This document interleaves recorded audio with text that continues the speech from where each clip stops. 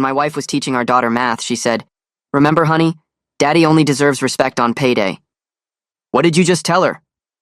I stood in the hallway listening to my wife Rebecca helping our 8-year-old daughter Lily with homework at the kitchen table. Rebecca looked up annoyed that I'd interrupted. I'm teaching her about value and worth. Something you'd understand if you made better career choices. She turned back to Lily, who was working on multiplication tables. 7 times 0 equals 0, sweetie. Just like Daddy's contribution this week since he hasn't gotten his paycheck yet. Lily wrote down the answer and looked at me. Mommy says you're a 0 until Friday. Rebecca smiled, proud of the lesson she was teaching. That's right, baby. Men are only worth what they can provide. No money means no value. I walked into the kitchen. Rebecca, she's 8 years old. What are you teaching her? Rebecca stood up and pulled out a chart she'd made. I'm teaching her reality. The chart had days of the week with dollar amounts and smiley faces or frowny faces. See this? When Daddy gets paid on Friday, he gets a smiley face. The rest of the week, he gets frowny faces because he's worthless. She'd been tracking my pay periods on a chart for our daughter to see. This is insane. I work 50 hours a week as a teacher. Rebecca laughed. A teacher. Exactly my point. You make $43,000 a year. That's basically poverty. She pulled Lily closer. That's why Mommy has to sell jewelry online to afford nice things.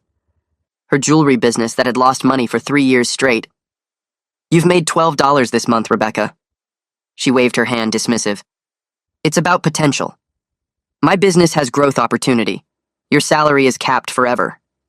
She looked at Lily. That's why we don't listen to Daddy about money.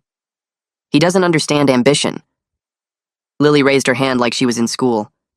Mommy, why does Daddy sleep in the garage?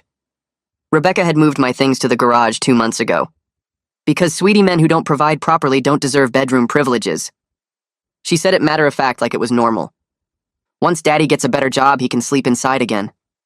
I'd been sleeping on a cot in the garage in February because my teaching salary wasn't enough. Rebecca, this is emotional abuse, to me and to Lily. Rebecca pulled out her phone. Abuse? I'm educating our daughter about economics. She showed me something on her screen. This influencer says women should never respect men who make under 6 figures. The influencer had been divorced 4 times. You're taking advice from someone who's been married more times than she's had jobs? Rebecca got defensive. She's a businesswoman. She monetized her divorces into a brand. She turned to Lily. That's called leveraging assets, baby. Our 8-year-old nodded like she understood. Is Daddy an asset or a liability? Rebecca clapped, excited. Such a smart question. What do you think? Lily looked at me, then at the chart. Liability because he costs more than he makes? My own daughter calling me a liability. Rebecca hugged her. Exactly right. Daddy's take-home is $2,600 a month, but he costs us at least $3,000 in food and space. She pulled out a calculator. Show Mommy how much Daddy loses us each month. Lily started subtracting on the calculator. $400 negative. Rebecca gave her a candy from the reward jar. Perfect. That's why we're considering replacing Daddy with someone more profitable. Replacing me? What are you talking about? Rebecca showed Lily another chart. Mommy made a list of better options. Look, there's Mr. Henderson from down the street. He owns a construction company. She pointed at his income estimate. $200,000 a year. That would buy so many toys. Lily's eyes got big. Could we get a pool? Rebecca nodded. With a better Daddy, we could get anything. That's when I noticed Lily's piggy bank was empty. Where's her birthday money? Rebecca didn't even look guilty. I invested it in my business. Inventory doesn't buy itself. She'd taken our daughter's $150 from her grandparents. Besides, that money came from your parents, so it's technically marital funds. Everything was marital funds to Rebecca, except her losses, which were business investments. You stole from our daughter? Rebecca stood up angry. Stole? I redirected underutilized resources. She looked at Lily. Tell Daddy what we learned about money sitting idle. Lily recited like she'd memorized it. Money that sits doesn't grow. Only stupid people save instead of spend. Rebecca beamed. My smart girl. Unlike Daddy, who wastes money on his retirement account. She'd tried to cash out my 401k last month. That's protected funds, Rebecca. For our future. She laughed harsh. What future? You think I'm retiring with someone who makes teacher money? She pulled out divorce papers from the kitchen drawer. I already filled these out, just waiting for the right timing. Lily started crying. Are you leaving Daddy? Rebecca hugged her. Only if he doesn't improve his income, sweetie. It's motivation. She looked at me. You have 6 months to double your salary or we're upgrading. I stood frozen in the kitchen doorway watching my 8-year-old daughter calculate my worth on a chart like I was some kind of stock portfolio. Rebecca had her arm around Lily, showing her the smiley faces and frowny faces that tracked my value as a human being based on when my paycheck cleared. The chart was laminated. She'd actually taken the time to laminate it and hang it on the refrigerator where Lily would see it every single day. My hands were shaking, but I couldn't move. I couldn't process what I was seeing. This wasn't a bad moment or a fight that got out of hand. This was a system. Rebecca had built an entire framework to teach our daughter that I was worthless 6 days a week and barely acceptable on payday. She had charts for replacement dads. She had taken Lily's birthday money. She had divorce papers ready in the kitchen drawer like a loaded gun. I looked at Lily's face and saw confusion mixed with something worse, which was acceptance. She was starting to believe this. My own daughter was learning to see me as a zero. That night, I lay on the cot in the garage staring at the ceiling, while cold air seeped through the gaps around the door. I'd been sleeping out here for 2 months because my teaching salary wasn't good enough for bedroom privileges. The concrete floor made everything colder, and I could see my breath in the dim light from the street lamp outside. I couldn't sleep. Every time I closed my eyes, I saw that chart on the refrigerator with the frowny faces next to my name. I got up and found an old notebook in one of the boxes of my stuff that Rebecca had dumped out here. I started writing down everything that had happened over the past 2 months. The bedroom exile came first, then taking Lily's birthday money and calling it redirected resources. The replacement daddy chart with Mr. Henderson at the top. Calling me a zero in front of Lily. The divorce papers in the drawer. Teaching Lily that people are liabilities if they cost more than they make. Making her do math problems about how much money I lose the family each month. The list kept growing. I filled 3 pages and my hand was cramping, but I couldn't stop. Seeing it all written out in one place made something shift in my chest. This wasn't normal marriage problems. This wasn't even a bad patch. This was abuse. The word felt too big in my head, but looking at 3 pages of documentation, I couldn't call it anything else. Rebecca was abusing me, and she was abusing Lily by teaching her these toxic ideas about worth and value. I folded the pages and put them in my wallet. I didn't know what I was going to do with them, but I knew I couldn't pretend this was normal anymore. The next morning at the school, I went through my classes on autopilot. My first period American history students were taking a quiz, and I sat at my desk staring at the wall clock. Theo Beckham caught me in the hallway during passing period between 3rd and 4th. He taught English 2 doors down, and we'd been friends since I started working here 4 years ago. He took one look at my face and pulled me into his empty classroom. He asked if everything was okay at home. I tried to deflect and said I was just tired. He didn't buy it. He'd known me long enough to tell when something was seriously wrong.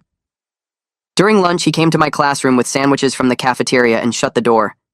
He said I looked like hell and asked what was going on.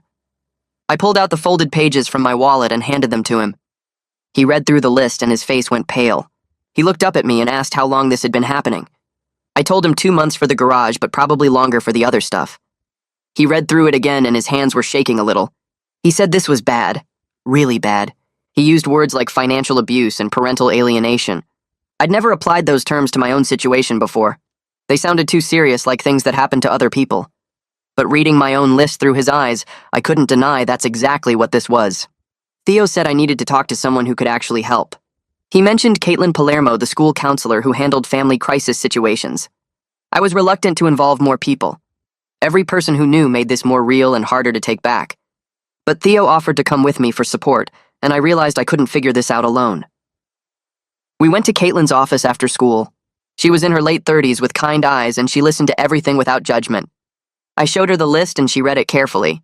She asked questions about Lily and how she was acting at home. I told her about the math lessons and the charts and how Lily was starting to absorb these ideas about value being tied to money. Caitlin's expression got more serious as I talked. She explained that what Rebecca was doing to Lily constituted psychological abuse. Teaching a child that a parent has no value is deeply harmful to development. Kids need to see both parents as worthy of love and respect, regardless of income. When you teach them that people are disposable based on bank accounts, you damage their ability to form healthy relationships. She said I needed to consult a family law attorney immediately to understand my options and protect Lily. She gave me names of attorneys who did free consultations. I took the paper and folded it into my wallet with my list. I felt sick. That evening, I went home and tried to act normal. Rebecca was making dinner and Lily was doing homework at the kitchen table. I asked Lily about her day at the school, and she told me about a spelling test. Rebecca noticed I was quieter than usual. She made a comment about how my silence proved I knew she was right about my inadequacy. She said strong men don't sulk when confronted with facts about their failures. Lily looked up from her worksheet and watched us. She had her pencil in her hand writing numbers on problems about multiplication. Rebecca kept talking while she stirred something on the stove. She said my lack of defense showed I had no argument against her points. If I really believed I was providing adequately, I would fight back. But instead, I just stood there like someone who knew they were beaten. Lily absorbed every word while writing 7 times 8 equals 56. Her mother was tearing down her father while she did math homework, and she just kept writing numbers like this was normal. I wanted to say something, but my throat felt tight. Anything I said would start a fight in front of Lily, and that would make things worse. So I stood there quiet, while Rebecca proved her own point about my weakness. I waited until Rebecca took Lily to dance class on Wednesday evening. The moment their car pulled out of the driveway, I went to my laptop in the garage and started searching for family law attorneys. I filtered for ones who offered free consultations, because I couldn't afford to pay for advice I might not use. I found Raymond McGrath, whose website specifically mentioned parental alienation cases. His bio said he'd been practicing family law for 15 years and had handled complex custody situations.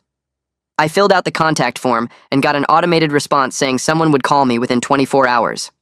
The next morning, his office called while I was between classes. I scheduled a consultation for Saturday morning at 9.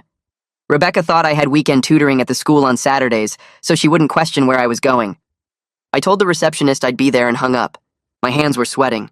This felt like crossing a line I couldn't uncross. Once I talked to a lawyer about custody and divorce, this became real in a way it wasn't before. Saturday morning, I drove to Raymond McGrath's office in a building downtown. The waiting room had leather chairs and magazines about parenting. A receptionist checked me in, and I sat there for 10 minutes trying not to throw up. Raymond came out and shook my hand. He was in his 50s with gray hair and a firm handshake. His office had law books on shelves and family photos on his desk. He asked me to tell him what was going on. I pulled out my list and the photos I'd taken of Rebecca's charts on my phone.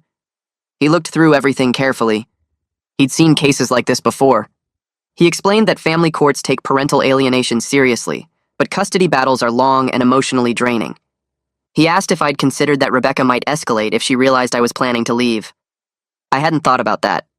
He said women who need financial control often react badly when they sense they're losing it. He asked about our joint bank account and whether Rebecca had access to my paycheck.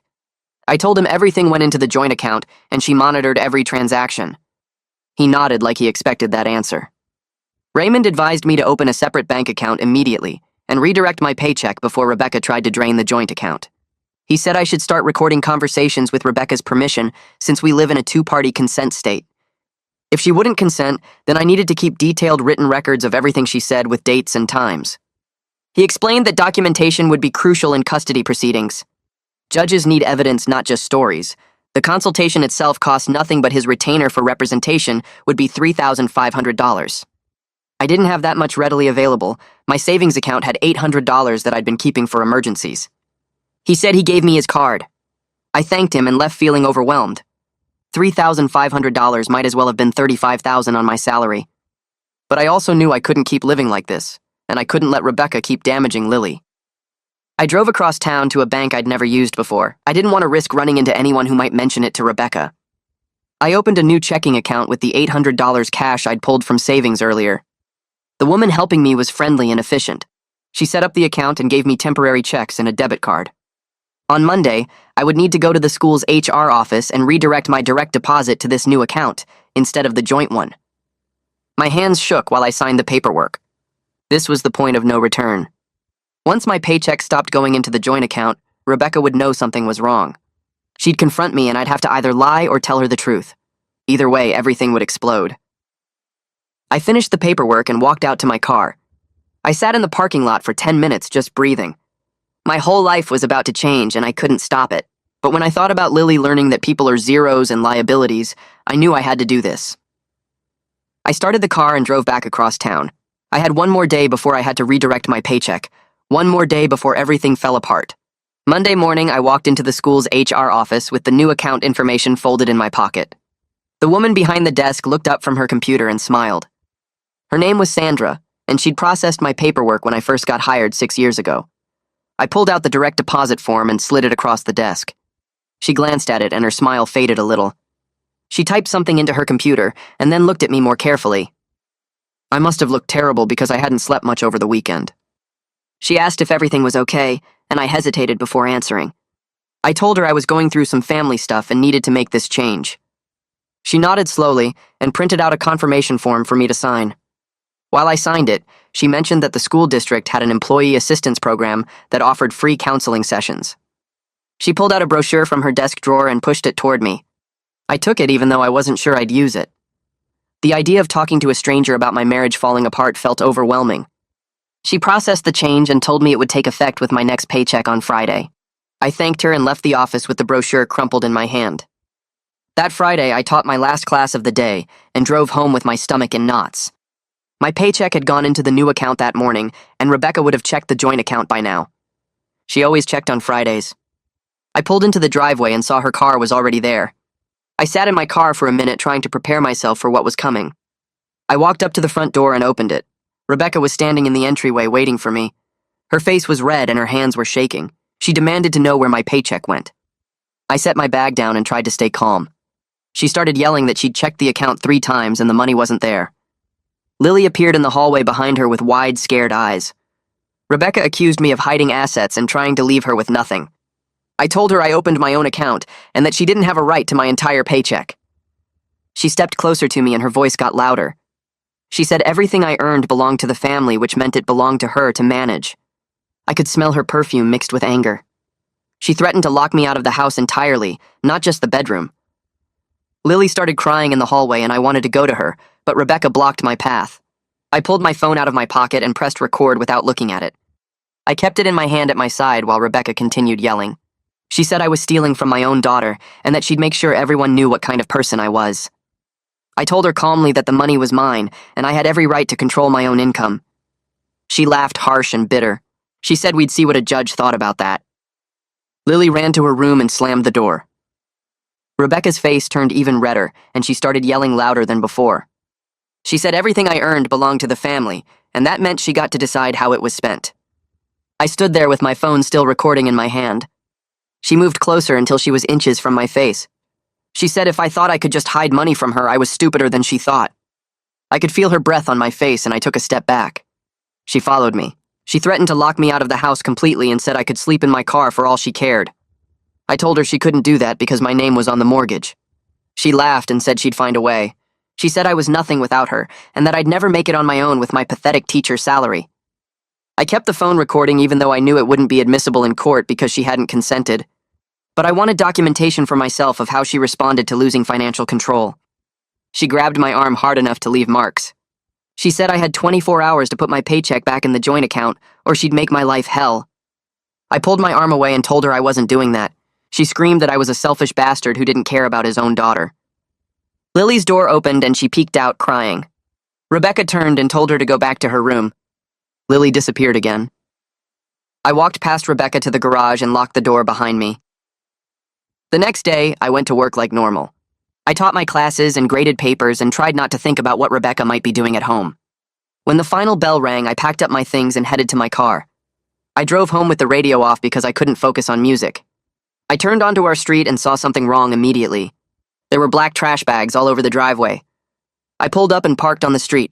I got out and walked closer. The bags were full of my clothes and belongings. I tried the front door and my key didn't work. She'd changed the locks. I looked up at the living room window and saw Lily crying with her hands pressed against the glass. Rebecca stood behind her with her arms crossed, looking satisfied with herself. I pulled out my phone and called the police non-emergency line. The dispatcher asked what was happening, and I explained that my wife had locked me out of my own house and put my belongings on the driveway.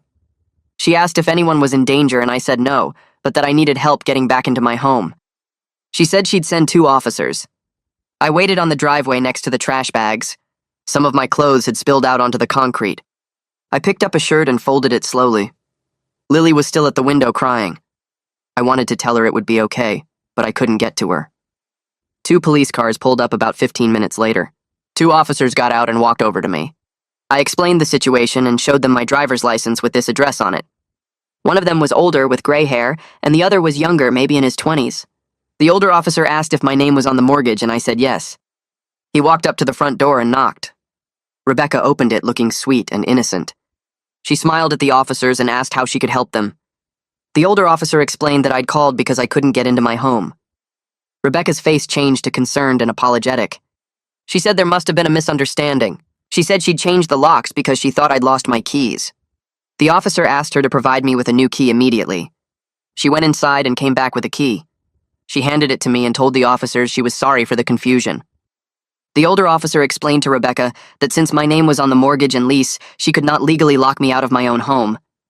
He said what she'd done constituted an illegal eviction. She nodded and said she understood. The officers asked if there were any other issues, and I said no. They got back in their cars and drove away. The moment they turned the corner, Rebecca's face changed. She looked at Lily, who was still in the living room. She said loud enough for me to hear that Daddy had called the police on Mommy like a bad person would. Lily's face crumpled and she started crying harder. I picked up the trash bags one by one and carried them to the garage. It took 6 trips. Rebecca watched from the window the whole time. I didn't go into the house because being in there felt dangerous now. I organized my belongings in the garage and made up the cot. The sun was setting and the garage got cold fast. I sat on the cot and pulled out my phone.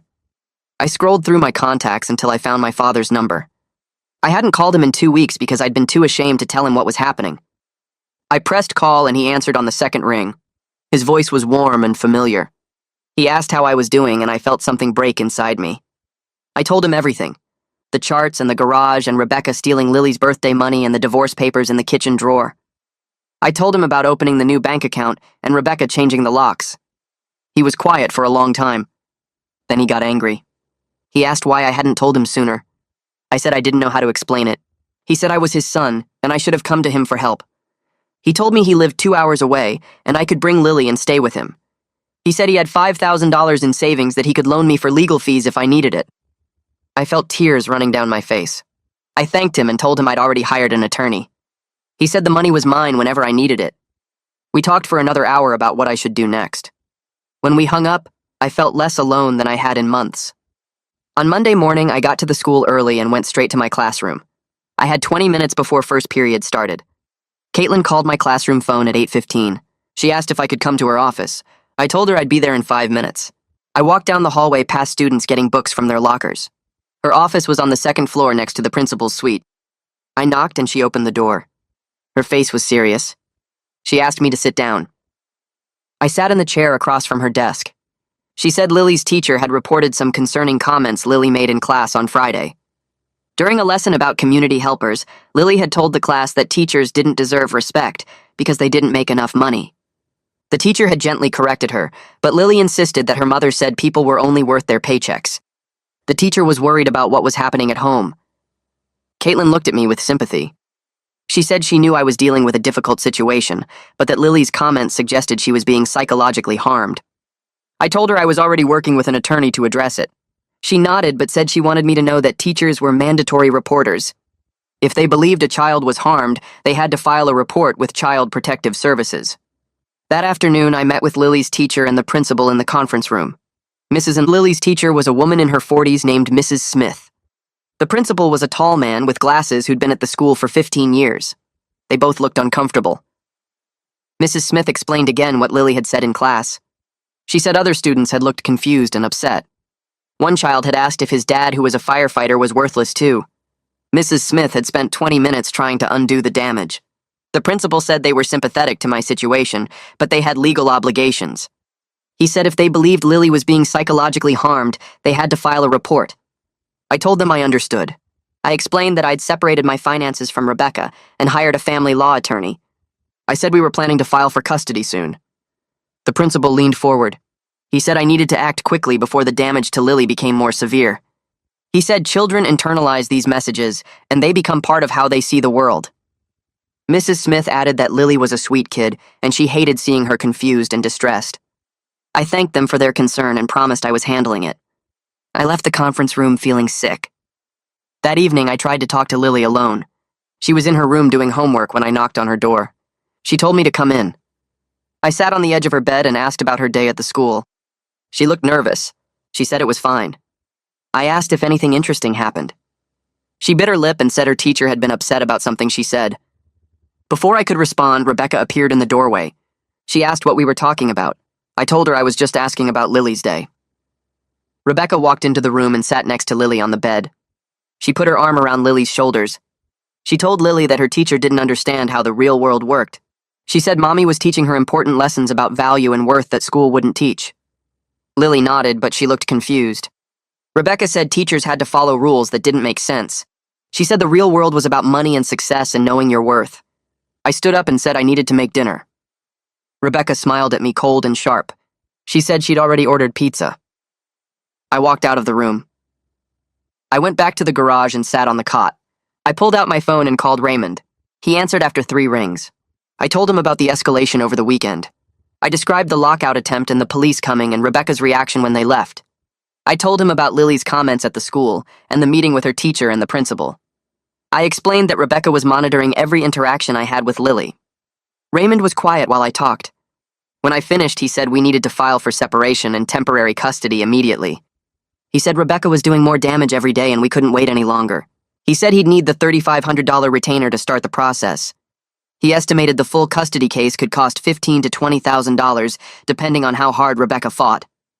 I told him my father had offered to loan me $5,000. Raymond said that would be enough to get started. He told me to come to his office tomorrow with the check, and he'd begin preparing the paperwork. He said we'd request a custody evaluation, and the court would likely appoint someone to represent Lily's interests. He warned me the process would take months. I said I understood. I thanked him and hung up. I lay back on the cot and stared at the garage ceiling. Everything was about to change. That Saturday morning, my father pulled up in his old truck with a check already written out. He handed it to me in the driveway and said he'd cover whatever else I needed for the legal fees. I thanked him and tried not to let him see how close I was to breaking down. He wanted to go inside and talk to Rebecca himself, but I explained that confronting her would only make everything worse right now. She'd use it against me in court, claim I was turning the family against her. He looked frustrated, but he understood. Instead, we waited until Rebecca left for a jewelry vendor meeting she'd been talking about all week. Then we picked up Lily and took her to lunch at the diner she liked downtown. My father ordered her favorite pancakes with chocolate chips, and while we waited for the food, he told her how proud he was of me. He said I was a good teacher who helped kids learn and grow every single day. He said being a teacher was one of the most important jobs anyone could have because teachers shape the future. Lily looked confused, like she was hearing something that didn't match what she'd been told at home. She pushed her fork around on her plate and asked if teachers really were important. My father said absolutely, that her daddy made a difference in students' lives every day, and that was worth more than any amount of money. She nodded slowly, but I could see her trying to work out how both things could be true at the same time. Monday morning, I went to Raymond's office with my father's check and signed the retainer agreement. Raymond said he'd start preparing the separation papers immediately, along with a motion for temporary custody. He explained we'd be requesting a full custody evaluation, which would take several months to complete. The court would likely appoint someone called a guardian ad litem to represent Lily's interests separate from what either parent wanted. This person would interview both of us, talk to Lily's teachers and counselor, observe us with Lily, and make recommendations to the judge about what custody arrangement would be healthiest for her. Raymond said the process would be long and expensive, but documenting Rebecca's behavior now was the most important thing we could do. Every conversation, every incident, every concerning thing Lily said needed to be written down with dates and times. He'd already started drafting the motion, and he showed me the section where he outlined the parental alienation concerns. Seeing it written out in legal language made it feel more real and more serious. He said we had a strong case based on what I'd shown him, but family court was unpredictable, and Rebecca would fight hard to keep primary custody. The process server delivered the separation papers to Rebecca on Wednesday afternoon while I was at work. She called me 17 times before I could get to my phone during my planning period. When I finally answered, she was screaming, so loud I had to hold the phone away from my ear. She called me vindictive and cruel and said I was trying to steal Lily from her. She said she'd never forgive me for this and that I'd regret destroying our family. I tried to stay calm and told her this was about protecting Lily from the harmful things she'd been teaching her. Rebecca said I was overreacting to normal parenting and that I was the one damaging Lily by turning her against her mother. She hung up on me and immediately called her sister Natasha. I'd always gotten along well with Natasha, and I knew Rebecca would tell her a completely different version of what was happening.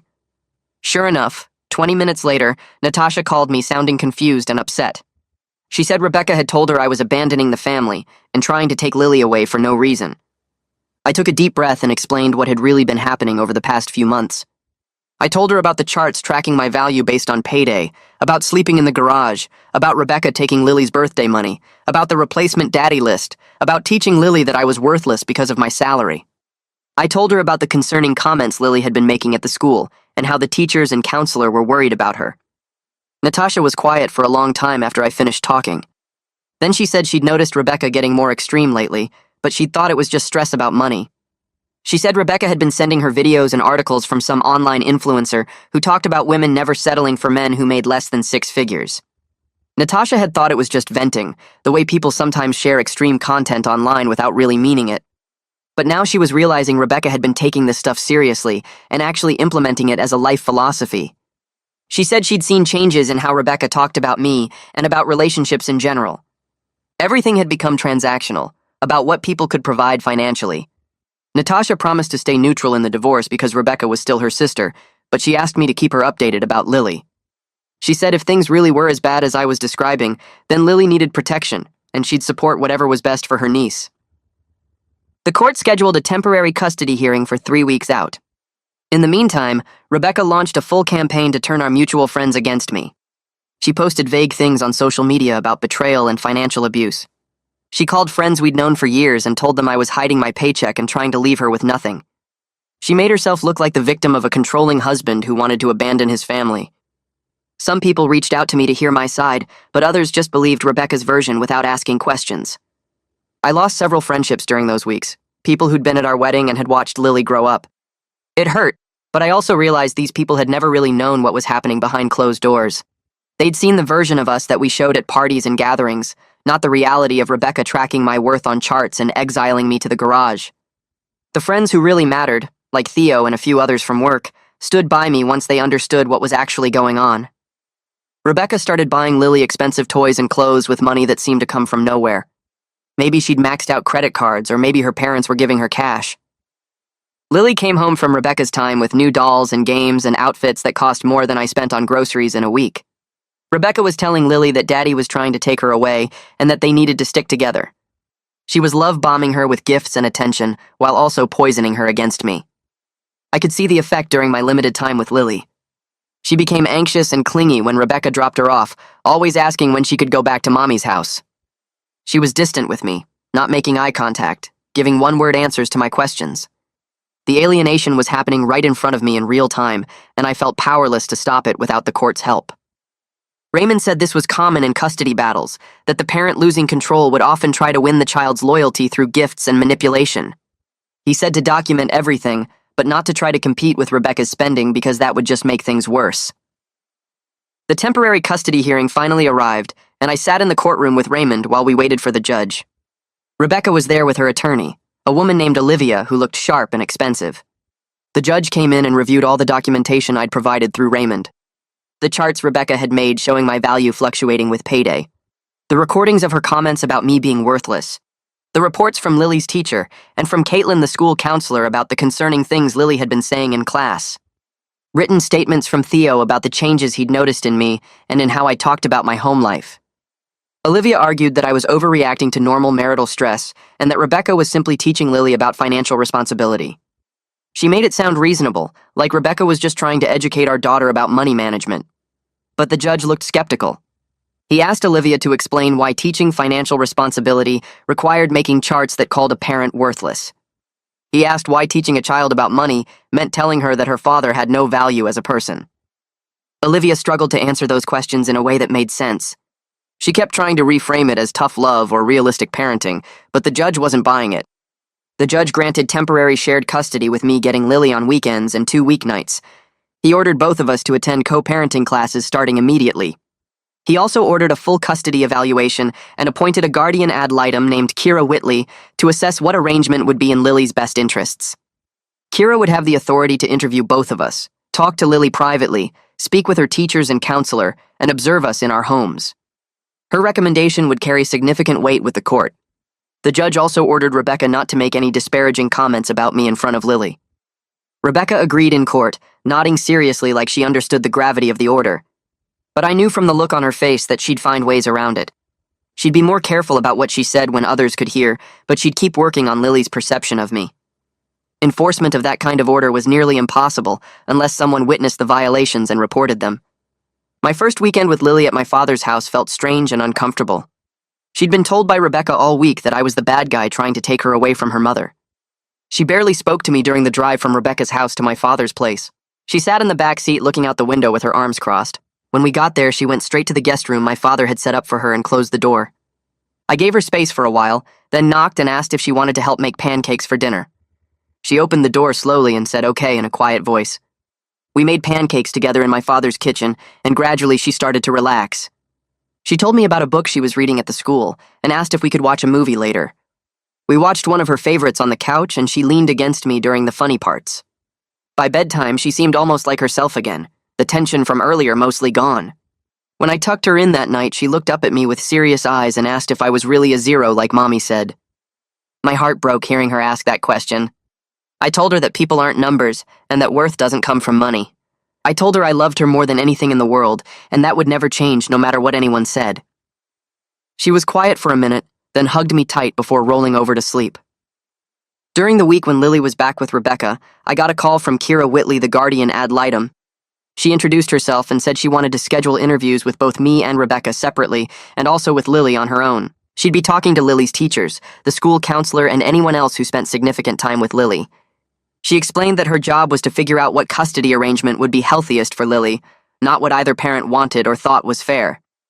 She said she'd been appointed by the court specifically to represent Lily's interests, independent of both of us. Her tone was professional but warm, and she made it clear she'd be thorough in her evaluation.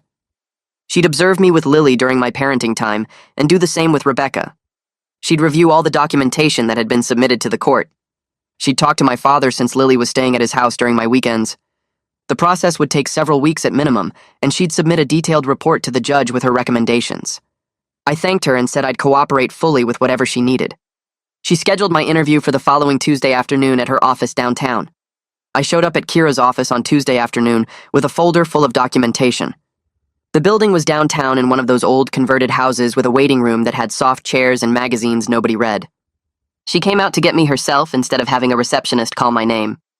She was probably in her mid-40s with dark hair pulled back and glasses that made her look serious but not cold. We went into her office, which had a desk and some chairs and shelves full of books about child psychology and family systems. She gestured for me to sit and pulled out a notepad. She started by asking me to tell her about my relationship with Lily from the beginning. I talked about when Lily was born and how I'd always been involved in her care. I changed diapers and did night feedings and took her to the park when she was little. I helped with homework every night when she started school.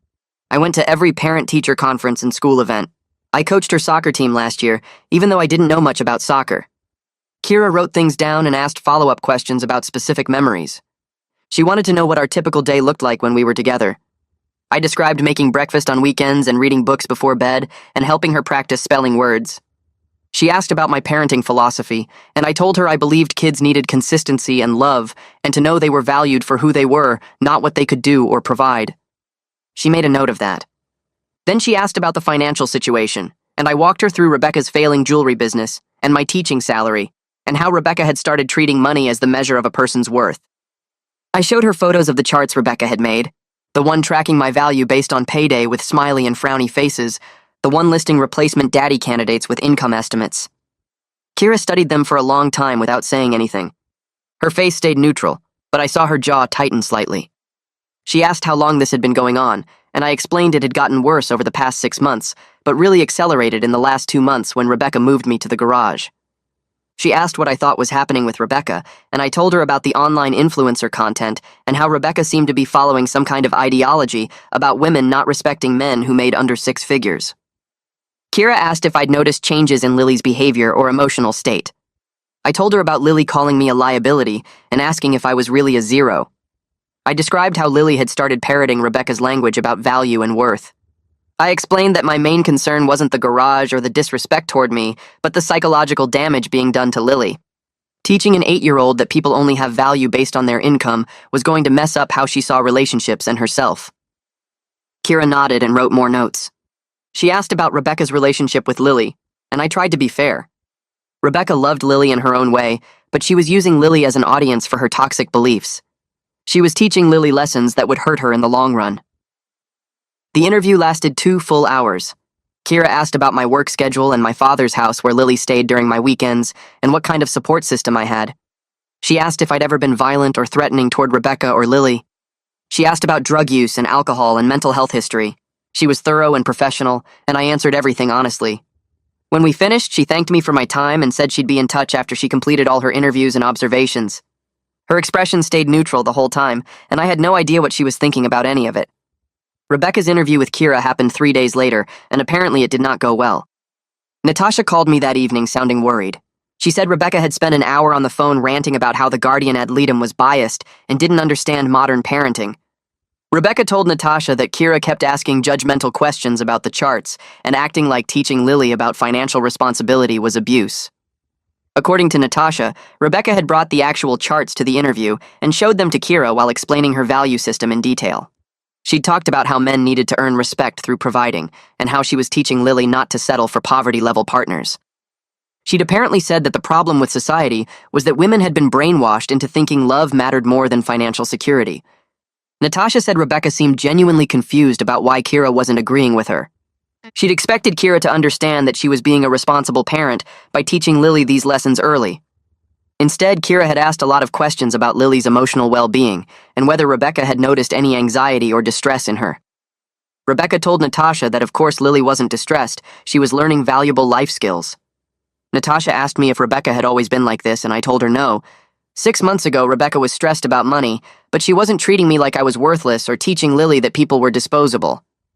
Something had shifted when she found that influencer online and started consuming all that content about high-value men and financial hierarchies.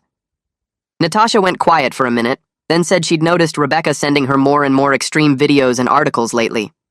She'd thought Rebecca was just venting frustration, but now she was starting to realize her sister had actually adopted this stuff as a belief system.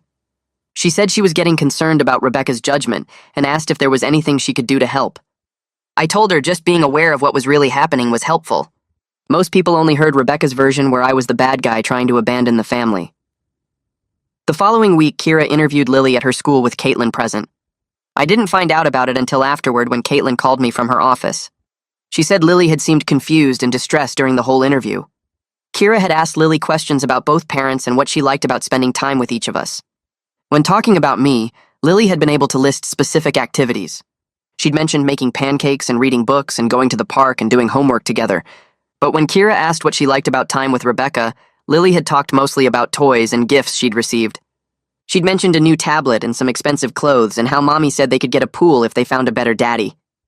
Caitlin said Lily's answers had sounded coached at first. She'd repeated phrases about Daddy being a liability and not providing properly. But then when Kira asked follow-up questions, Lily had contradicted herself. She'd said she missed playing games with Daddy and that she didn't like sleeping at Mommy's house as much because Mommy was always on her phone looking at business stuff. Kira had asked Lily about the charts at home, and Lily had described them in detail. The one tracking my value based on payday, the one with replacement daddy candidates. When Kira asked how the charts made Lily feel, Lily had gotten quiet and said she didn't know. Then after a long pause, she'd said sometimes the charts made her feel bad, but Mommy said they were important for learning. Caitlin said Lily had started crying toward the end of the interview when Kira asked if she felt safe and loved at both houses. Lily had said yes, but she seemed uncertain about it. She'd asked Caitlin if she was in trouble for saying the wrong things. Caitlin told me the whole interview had been painful to watch because it was clear Lily was caught between conflicting messages and didn't know which version of reality was true. The custody evaluation process dragged on for 6 weeks after that. Kira needed time to complete all her interviews and observations and write her full report. During those weeks, I focused on being consistent and present for Lily during my parenting time. Every other weekend and 2 weeknights, she came to stay at my father's house with me. We established routines that helped her feel secure. Homework at the kitchen table right after school on my weeknight visits. I'd sit with her and help with math problems or spelling words, and we'd talk about her day. Reading before bed every night she stayed over. She got to pick the books, and we'd curl up on the couch in the guest room and read 2 or 3 chapters. Weekend trips to the park or the library or sometimes just walking around the neighborhood. We'd get ice cream on Sunday afternoons before I drove her back to Rebecca's house. The routines seemed to help Lily relax. The first few visits, she'd been tense and quiet, watching me like she was waiting for me to do something wrong. But gradually, she started acting more like herself. She'd laugh at jokes and tell me stories about school and ask questions about random things like why the sky was blue or how birds knew where to fly. The coached responses started to fade. She stopped calling me a liability or asking about my paycheck. One night, about 4 weeks into the evaluation process, we were reading before bed, and she put the book down and looked at me. She said she didn't like the charts at Mommy's house because they made her feel bad. I asked her what she meant, and she said the charts made her worry about whether Daddy was good or bad, depending on what day it was. She said it was confusing because at Mommy's house, Daddy was bad most days, but when she was with me, Daddy seemed good all the time. I told her that people weren't good or bad based on money, and that I loved her every single day no matter what. She nodded and picked the book back up, and we kept reading, but I could tell something had shifted in how she was processing everything. During this same period, Rebecca violated the judge's order by making more disparaging comments about me to Lily. I didn't know about it right away, but Lily reported it to Kira during a follow-up interview. Kira called me afterward to let me know she documented the violation in her notes. Apparently, Rebecca had told Lily that I was trying to steal her away and that I didn't really love her as much as Mommy did. She'd said I was just trying to avoid paying child support by getting custody. She'd shown Lily calculations of how much money I'd save if I didn't have to pay Rebecca anything. Lily had repeated all of this to Kira and seemed upset about it. Kira said this was significant because it showed Rebecca wasn't following the court's clear instruction to stop making negative comments about me in front of Lily. I called Raymond to tell him about the violation, and he said this stuff mattered a lot. It demonstrated that Rebecca was unwilling to follow court orders and prioritize Lily's well-being over her own agenda. Judges took violations of their orders seriously, especially in custody cases. Every time Rebecca did something like this, it strengthened our case that she wasn't capable of co-parenting appropriately. Raymond said to keep documenting everything, and that Kira would include all of this in her evaluation report. 6 weeks after the interview started, Kira completed her full custody evaluation report and filed it with the court. Raymond got a copy and called me the same day to discuss it before the hearing. He sounded pleased with the content. Kira's recommendation was for me to have primary physical custody of Lily, with Rebecca getting supervised visitation until she completed parenting classes and therapy addressing her harmful beliefs about value and worth. The report was detailed and thorough. It cited concerns about psychological abuse and parental alienation. It described the charts and the toxic messages Rebecca was teaching Lily about people's worth being tied to income. It noted the violations of the judge's order about disparaging comments. It included observations from Lily's teacher and Caitlin about changes in Lily's behavior and emotional state. It discussed Lily's confusion and distress during interviews and her coached responses that she couldn't maintain under questioning. Kira had written that while Rebecca clearly loved Lily, she was causing psychological harm through her belief system and her inability to separate her anger at me from her parenting of Lily. The report recommended supervised visitation, because Rebecca needed to demonstrate she could interact with Lily without making negative comments about me or teaching harmful messages about human worth. It recommended parenting classes focused on child development and age-appropriate discussions of money. It recommended therapy for Rebecca to address the underlying beliefs driving her behavior. Raymond said this was about as strong a recommendation as we could hope for. Guardian ad litem reports carried significant weight with judges because they were supposed to be neutral advocates for the child's best interests. If the judge followed Kira's recommendation, we'd be in a good position.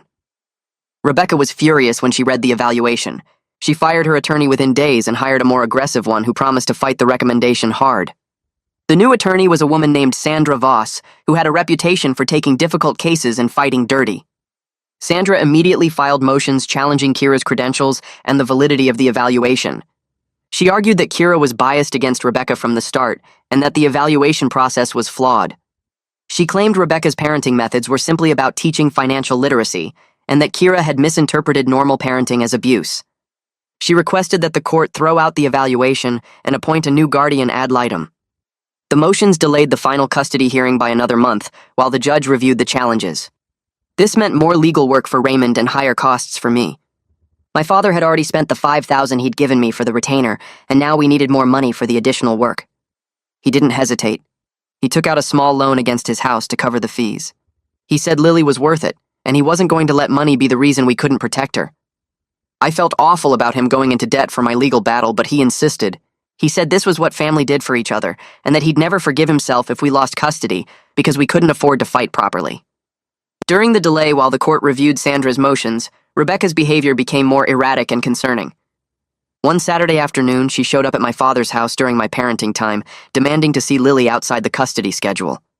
I was in the backyard with Lily helping her practice riding her bike without training wheels when my father came out and said Rebecca was at the front door. I told Lily to stay in the backyard and went to deal with it. Rebecca was standing on the porch looking agitated. She said she needed to see Lily right now because she missed her. I explained calmly that this was my parenting time according to the court order, and she couldn't just show up unannounced. She started yelling that I was keeping Lily from her and that she had a right to see her daughter. I refused to let her disrupt Lily's routine and told her she needed to leave. She pulled out her phone and called the police, claiming I was keeping Lily from her illegally. 2 officers showed up 20 minutes later, and I showed them the custody order. They read through it and told Rebecca she was actually violating the order by showing up during my designated parenting time without permission. They explained that she couldn't demand access outside the schedule and that showing up like this could be considered harassment. Rebecca argued with them, but they were clear that she needed to leave. After she drove away, one of the officers gave me his card and said to call if she showed up again. He said they'd document this incident in their report and that I should tell my attorney about it. The whole thing had taken over an hour, and Lily had heard the yelling from the backyard. She was upset and asked why Mommy was mad. I tried to explain that Mommy missed her, but that we had rules about when she stayed with each parent. Lily seemed to accept this, but she was quieter than usual for the rest of the day. The incident at my father's house was apparently the final straw for Natasha. She'd been watching Rebecca's behavior get worse and worse, and she finally confronted her sister about it. Natasha called me 2 days later and said they'd had a major falling out. She'd told Rebecca that her behavior was out of control and that she was hurting Lily with all of this. Rebecca had responded by accusing Natasha of taking my side and betraying their family. She'd said Natasha didn't understand what it was like to be married to someone who refused to provide properly. Natasha had pointed out that I was providing, just not at the income level Rebecca wanted, and that treating people as disposable based on money was toxic. Rebecca had hung up on her. Natasha told me she'd decided she was willing to testify at the custody hearing about the concerning changes she'd witnessed in Rebecca's thinking and behavior.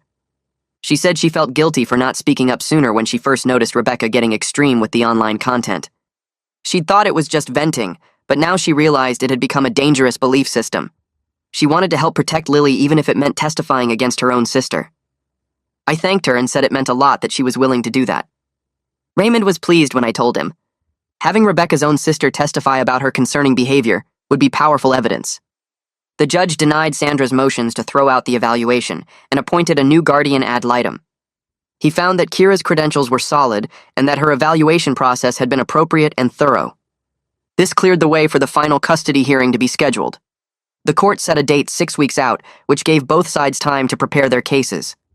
Sandra told Rebecca's friends that she planned to argue I was alienating Lily from her mother and that the evaluation was biased against Rebecca's parenting philosophy. She was going to present Rebecca as a mother who was simply trying to teach her daughter important life lessons about financial responsibility. Raymond prepared to present the extensive documentation of Rebecca's harmful behavior. He had the charts and the recordings and the school reports from Lily's teacher and Caitlin. He had Natasha's testimony about the online content and the changes in Rebecca's thinking. He had Kira's detailed evaluation findings about the psychological damage being done to Lily. He had documentation of Rebecca's violations of court orders and her erratic behavior, like showing up at my father's house. He felt confident we had a strong case, but he warned me that custody trials were unpredictable. Judges had wide discretion, and sometimes they made decisions that didn't align with the evidence. I tried not to think about what would happen if we lost. I focused on spending time with Lily and being the stable, consistent presence she needed while everything else was chaos. The custody hearing started at 9 in the morning, and I knew from the moment we walked into the courtroom that it was going to be a long day. Rebecca sat at the table with Sandra looking confident, like she thought this was just another opportunity to explain her philosophy to people who didn't understand it yet. Raymond had prepared me for what was coming, but sitting there watching the judge take his seat and the bailiff call the court to order made everything feel too real. Sandra called Rebecca as her first witness, and Rebecca walked to the stand like she was going to a business presentation instead of a custody hearing about our daughter. She swore to tell the truth, and sat down smoothing her skirt and looking directly at the judge with a smile that was supposed to seem friendly, but came across as fake. Sandra started with easy questions about Rebecca's relationship with Lily and her involvement in Lily's education and activities. Rebecca talked about helping with homework and taking Lily to dance class and how much she loved being a mother. She made it sound like she was parent of the year, and I watched the judge taking notes with an expression that didn't give anything away. Then Sandra moved into the harder questions about the charts and the comments about my income, and Rebecca didn't hesitate at all. She explained that she was teaching Lily important life lessons about financial responsibility and that children need to understand the value of money and hard work. When Sandra asked about calling me a zero and worthless, Rebecca actually smiled like the question was silly. She said she was using math concepts to teach Lily about value, and that zero was just a number, not a personal attack.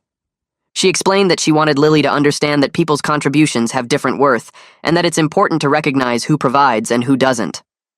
The judge's expression changed slightly, and I saw him write something down with more force than before.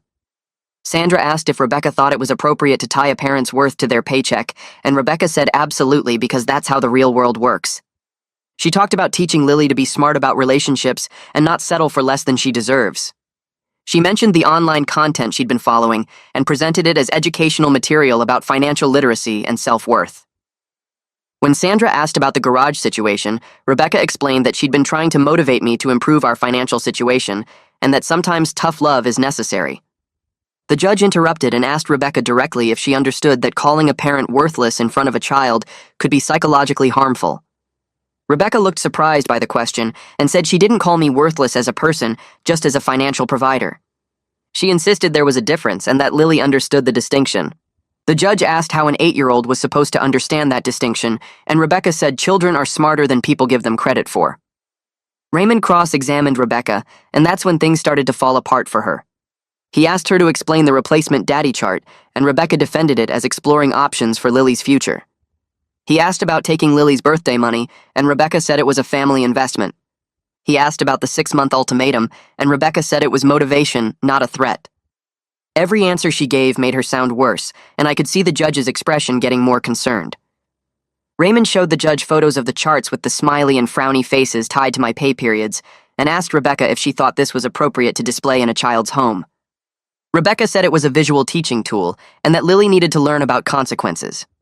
Raymond asked what consequences an 8-year-old should face for her father's salary, and Rebecca said Lily needed to understand reality. The judge interrupted again and asked Rebecca if she had considered the impact on Lily's relationship with me. Rebecca said Lily's relationship with me was fine, and that I was the one creating problems by being too sensitive about financial discussions.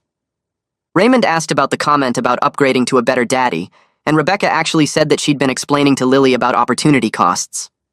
The judge put his pen down and looked at Rebecca for a long moment before telling her she could step down. I could tell from his face that her testimony hadn't gone the way Sandra had hoped. When Raymond called me to testify, I felt my stomach turn, but I made myself walk to the stand and swear to tell the truth. Raymond started by asking me about my relationship with Lily, and I explained that we'd always been close until the past few months when Rebecca's behavior had created distance between us. I talked about helping Lily with homework and reading to her at bedtime and taking her to the park on weekends. I explained that I'd noticed changes in Lily starting around 6 months ago when she began making comments about my worth and my value. Raymond asked me to describe the charts, and I went through each one in detail explaining how Rebecca had created a system to track my value based on payday, and how she'd made a list of replacement candidates with their estimated incomes. I talked about sleeping in the garage for 2 months in February, and how Lily had asked why Daddy didn't get to sleep inside anymore. I explained that Rebecca had told Lily I didn't deserve bedroom privileges because I didn't provide properly. Raymond asked about the birthday money, and I explained that Rebecca had taken $150 from Lily's piggy bank that Lily's grandparents had given her and used it to buy inventory for her failing jewelry business. I talked about how Rebecca had told Lily that money sitting idle was wasted and that only stupid people saved instead of spending.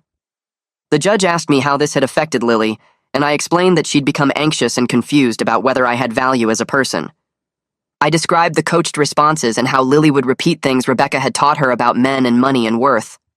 I explained that Lily had started calling me a liability and asking if we were going to get a better daddy soon. I told the judge about the incident at the school where Lily had told her class that teachers don't deserve respect because they don't make enough money. Raymond asked what I wanted from the custody arrangement, and I explained that I wasn't trying to remove Rebecca from Lily's life, but that I needed to protect Lily from messages that were damaging her psychological development. I said Lily needed to understand that people have inherent worth that isn't based on their bank accounts, and that both her parents love her regardless of income levels. Sandra cross-examined me and tried to make it seem like I was overreacting to normal parenting differences. She asked if I'd ever made mistakes as a parent, and I said of course I had. She asked if I thought Rebecca was a bad mother, and I said no, but that her current behavior was harmful to Lily. She asked if I was trying to punish Rebecca for wanting me to earn more money, and I said I was trying to protect our daughter from being taught that her father was disposable. The judge asked me directly if I thought supervised visitation was necessary, and I explained that I was concerned Rebecca wouldn't be able to stop making comments about money and worth, even if ordered to do so. I said I hoped Rebecca could work with a therapist to understand the harm she was causing and that eventually we could co-parent effectively, but that right now, Lily needed protection from the toxic messages. When I stepped down, I felt exhausted, but also relieved that I'd been able to explain everything clearly. Natasha testified next, and I could see Rebecca's face go red when her own sister took the stand. Natasha explained that she'd known both of us for years, and that she'd watched Rebecca's behavior become increasingly extreme over the past 6 months. She described conversations where Rebecca had talked about upgrading to a wealthier husband and treating me as a temporary placeholder until someone better came along. She explained that Rebecca had been sending her videos and articles from an online influencer who preached that women should never respect men making under 6 figures. Natasha said she'd thought at first that Rebecca was just venting about financial stress, but that she'd realized over time that Rebecca had adopted this as a life philosophy. She described Rebecca's jewelry business and how it had lost money consistently for 3 years, while Rebecca insisted it had potential. She explained that Rebecca had become obsessed with income levels and had started evaluating everyone in her life based on their earning capacity. Sandra tried to discredit Natasha by suggesting she was biased in my favor, but Natasha pointed out that Rebecca was her sister and that testifying against her own family wasn't something she'd do lightly. She said she was here because she was worried about Lily and because she felt guilty for not speaking up sooner when she'd first noticed the concerning changes in Rebecca's thinking. Natasha described a conversation where Rebecca had shown her the replacement daddy chart and talked about how much better Lily's life would be with a father who made $200,000 a year instead of $43,000. She said Rebecca had been completely serious and hadn't seemed to understand why Natasha found this disturbing. The judge asked Natasha if she thought Rebecca understood the impact of her behavior on Lily, and Natasha said honestly she didn't think Rebecca did. She explained that Rebecca seemed to genuinely believe she was teaching Lily important lessons and preparing her for the real world. Natasha said Rebecca had become so absorbed in the online content and the ideology that she'd lost perspective on what was appropriate to say to a child.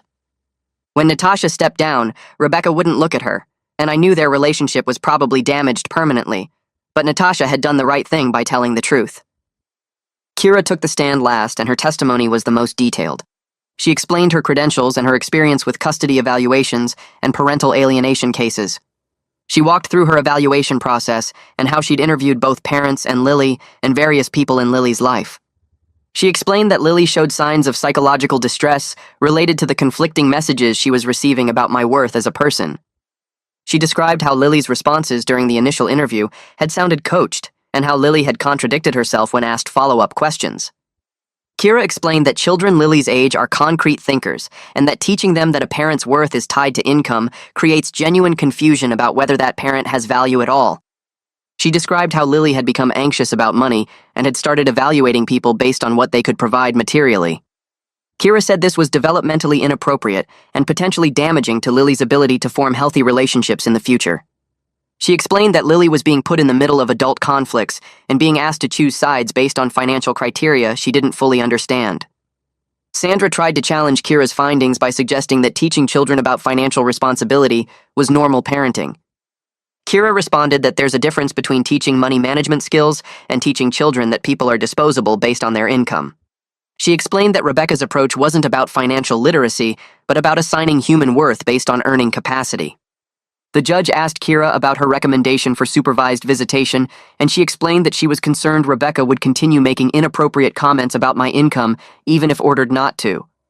She said Rebecca had demonstrated during the evaluation that she didn't fully grasp why her behavior was problematic, and that supervision would be necessary until Rebecca completed therapy addressing these beliefs. Kira stood by her recommendation for me to have primary custody and said it was in Lily's best interest to have a stable environment where she wasn't receiving toxic messages about her father's worth. When Kira finished testifying, the judge thanked her and said he'd take everything under advisement. He announced he'd issue a ruling within a week and dismissed everyone. Walking out of the courtroom, I felt drained, but hopeful that the judge had seen the truth about what was happening. The week waiting for the ruling was torture. I tried to focus on my teaching and on spending time with Lily during my parenting time, but I couldn't stop thinking about what would happen if the judge ruled against me. Raymond called me 3 days after the hearing to say he felt good about how things had gone and that the judge's reactions during Rebecca's testimony suggested he understood the severity of the situation. On day 6, Raymond called again to say the ruling had been filed and that we'd won. I'm granted primary physical custody with Rebecca getting supervised visitation every other weekend and one evening per week. Rebecca is ordered to complete a parenting course focused on co-parenting and to attend therapy addressing her harmful beliefs about worth and value. The judge's written order specifically prohibits Rebecca from making any comments about my income or worth in Lily's presence and from displaying charts or materials that assign value to people based on money. Raymond read me sections of the order, and the judge had been clear that Rebecca's behavior constituted psychological abuse and that Lily needed protection from these messages while Rebecca worked on changing her thinking. I felt relief wash over me, but also awareness that this was just the beginning.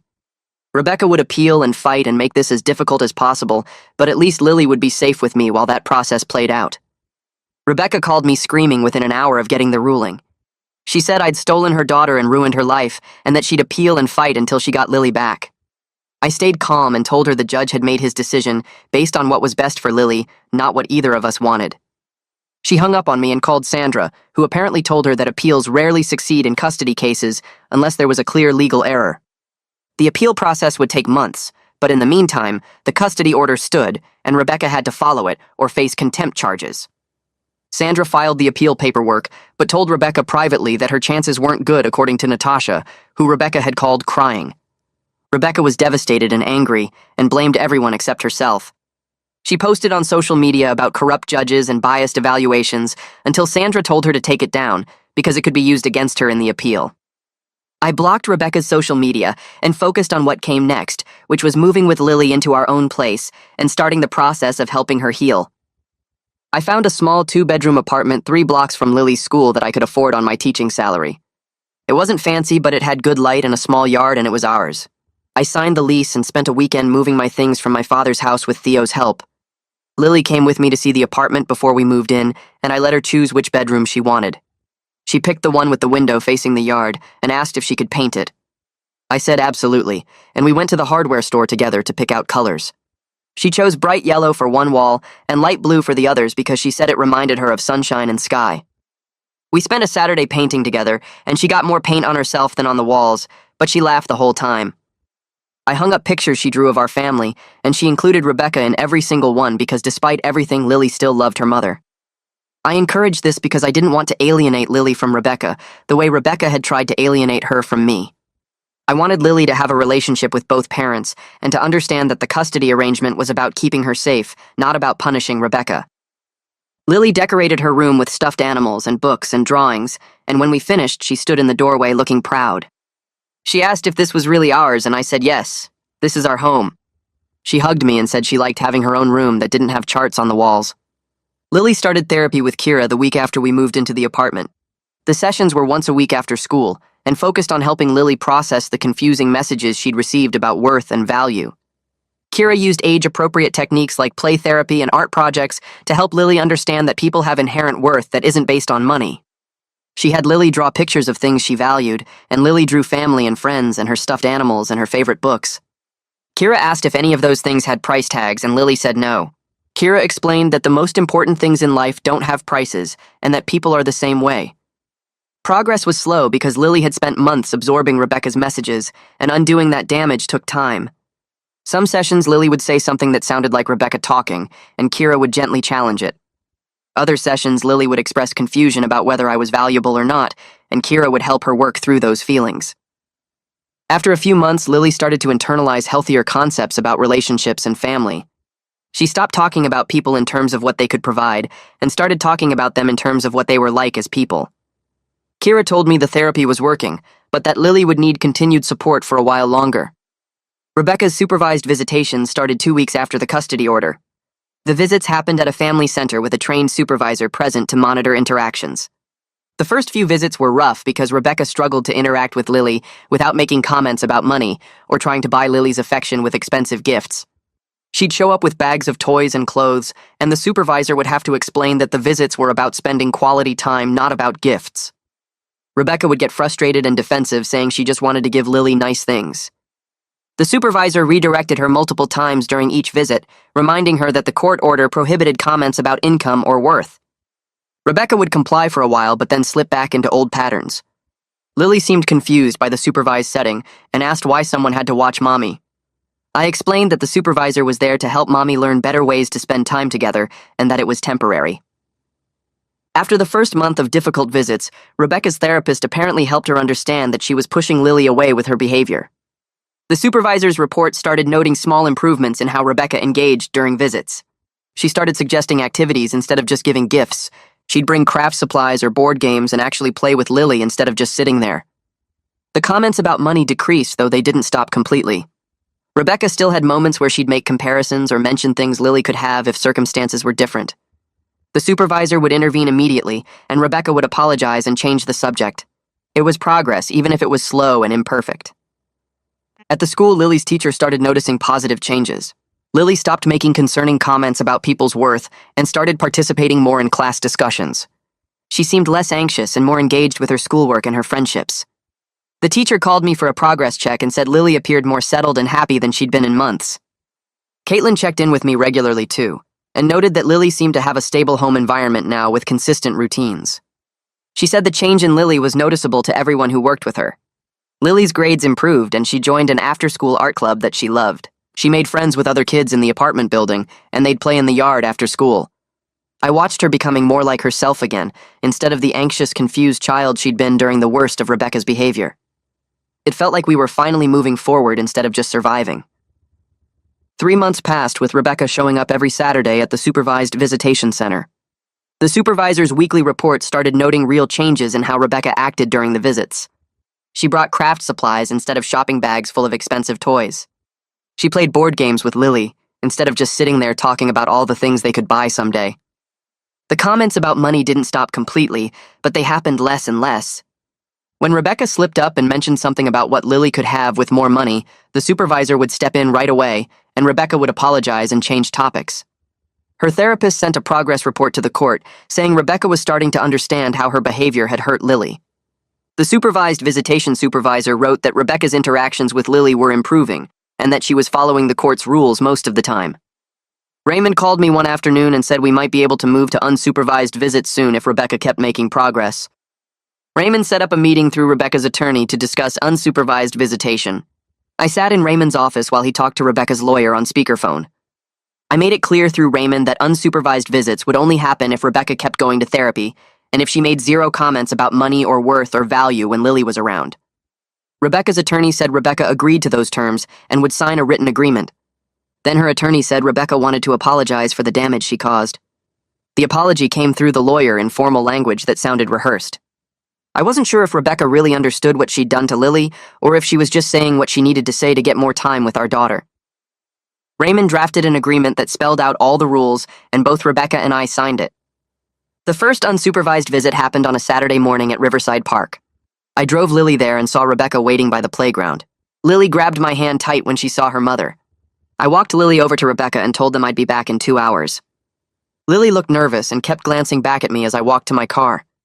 I sat in the parking lot for 10 minutes making sure everything seemed okay before I drove away. Those 2 hours felt long. I kept checking my phone to see if Rebecca would text something that broke the agreement or if the visit would fall apart somehow. When I came back to pick Lily up, she was on the swings and Rebecca was pushing her. Lily ran over to me smiling and told me they'd had fun. They'd played on the playground and fed the ducks, and Rebecca had packed sandwiches for lunch. No mention of gifts or money or anything that would have worried me. It was a small step, but it mattered. Over the next few months, we slowly increased Rebecca's parenting time. She started having Lily every other weekend without supervision. The transitions on Sunday evenings usually went smooth. Lily would come back to the apartment and tell me about her weekend without the anxiety she used to show. She talked about both houses in a normal way like kids do when they have 2 homes. She stopped making comparisons between what each parent could afford. One Sunday evening, Lily mentioned that Rebecca's apartment was smaller than she remembered, and I realized Rebecca must have moved somewhere more affordable. Lily didn't seem bothered by it. She just talked about how she and Rebecca had rearranged her room at Rebecca's place and picked out new sheets together. Rebecca's jewelry business finally shut down after 3 years of losing money. Natasha called me to tell me about it before Lily mentioned anything. Rebecca had gotten a regular job as a sales associate at Nordstrom, which gave her steady paychecks and health insurance. Natasha said having a normal job seemed to ground Rebecca in reality more than the business fantasy ever did. The next time Lily came back from a weekend with Rebecca, she talked about visiting her mom at work and seeing all the fancy clothes. No mention of income brackets or replacement candidates or any of that toxic stuff from before. Rebecca seemed more focused on actually spending time with Lily instead of trying to prove something about status or success. Lily kept seeing Kira for therapy every other week. I'd drop her off at Kira's office and wait in the lobby reading or checking email. One afternoon, Kira asked to talk to me after Lily's session. She said Lily was making real progress. Lily could now explain that people had worth beyond money and that both her parents loved her even though we didn't live together. She'd learned coping skills for when the anxiety came back sometimes. Kira thought we should keep doing therapy for another 6 months and then move to check-ins only when Lily needed them.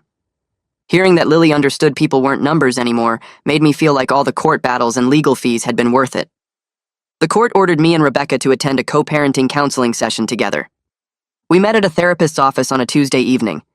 Rebecca sat on one end of the couch and I sat on the other end. The therapist sat between us in a chair and asked us questions about how we communicated about Lily's needs. It felt awkward and tense. Every time I spoke, Rebecca would look away or cross her arms.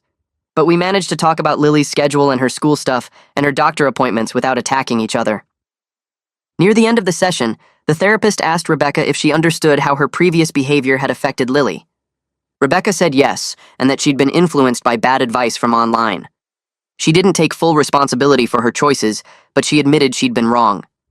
It wasn't perfect accountability, but it was more than I'd expected from her. A year after the custody ruling, Lily turned 9 years old. We had a party at the apartment with her friends from the school and from the building. Rebecca came to the party and brought a reasonable gift instead of something expensive and over the top. She stayed for an hour and talked to the other parents in a normal way. After everyone left, Lily helped me clean up and told me it was the best birthday she'd ever had. She was doing great in the school. Her teacher sent home progress reports that showed good grades and positive comments about her participation. She had friends who came over for play dates. She seemed genuinely happy most of the time. She'd stopped asking when her mom and dad would live together again. One night when I was tucking her in, she told me she was glad I was her dad and that she didn't think people were numbers anymore. That conversation made everything worth it. Rebecca and I worked out a functional co-parenting relationship over time. We weren't friends and probably never would be, but we could text each other about Lily's schedule without it turning into a fight.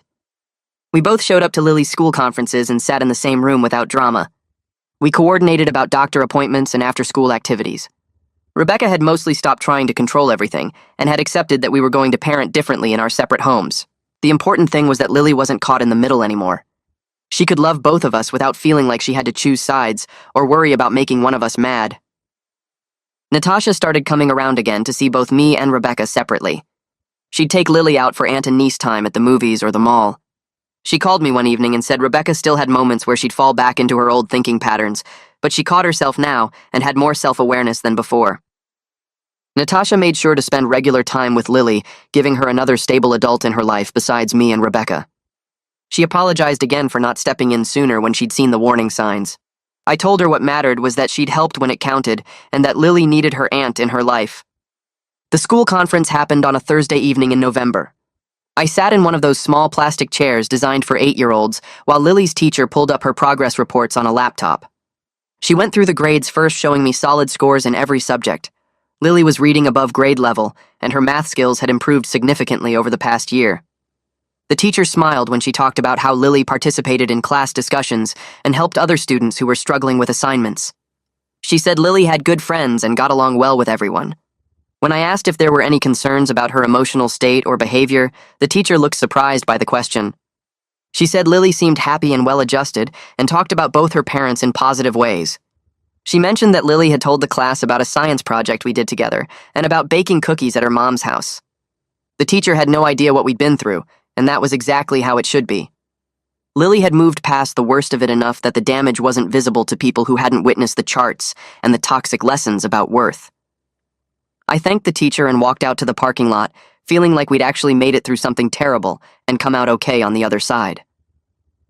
I made my last payment to my father on a Saturday afternoon, 18 months after he'd first loaned me the money for legal fees. We were sitting in his living room while Lily played with his dog in the backyard. I handed him the check, and he looked at it for a long moment before folding it and putting it in his shirt pocket. He told me he was proud of how I'd handled everything even when it got hard. He said standing up for myself and for Lily was the right choice, even though it cost money we didn't have, and put me through hell for months. His support had made the custody fight possible when I couldn't have afforded it alone. He developed a close relationship with Lily during the whole process, and she loved coming to his house on weekends. She called him every few days just to talk about school or her friends or whatever was on her mind. He'd become one of the stable adults in her life who she could count on no matter what. Through the window, I watched Lily throw a tennis ball for the dog and heard her laughing when it brought the ball back covered in dirt. My father said that sound right there was worth every penny he'd loaned me, and he'd do it again without hesitation. 2 years after the initial custody battle, Rebecca and I had worked out a standard arrangement without any supervision requirements. The court had reviewed her progress in therapy and her consistent, appropriate behavior during parenting time and agreed to remove the restrictions. Lily spent roughly equal time with both of us now, and we coordinated schedules around her activities and friendships without major conflicts. Rebecca had a steady boyfriend named Noah, who worked as an accountant and seemed like a decent person. He treated Lily well and didn't try to replace me as her father. I'd started dating someone too, a teacher named Sarah from the middle school across town who understood the demands of the job and the complications of co-parenting. She'd been through her own divorce and had a son Lily's age, so she got what it was like to balance everything. Rebecca and I could text each other about doctor appointments or school events without it turning into an argument. We both showed up to Lily's soccer games and sat on opposite sides of the field, but we were civil when we had to interact. It wasn't friendship and probably never would be, but it was functional co-parenting that put Lily's needs first. Lily turned 10 in March, and we had a party at my apartment with her friends from the school and the building. She'd grown taller and more confident over the past 2 years. Her anxiety had faded, and she seemed genuinely happy most of the time. The charts and toxic messages about worth were so far in the past that she barely mentioned them anymore. When I tucked her in at night during my parenting time, she told me about her day without any of the confusion or fear that used to cloud our conversations. She talked about her friends and her teachers and the book she was reading. She asked me questions about my day and listened to my answers like she actually cared. We'd built a strong relationship based on trust and love instead of financial metrics. She knew I would always be there for her no matter what, and that my value as her father had nothing to do with my paycheck. That understanding was worth more than any amount of money could ever be.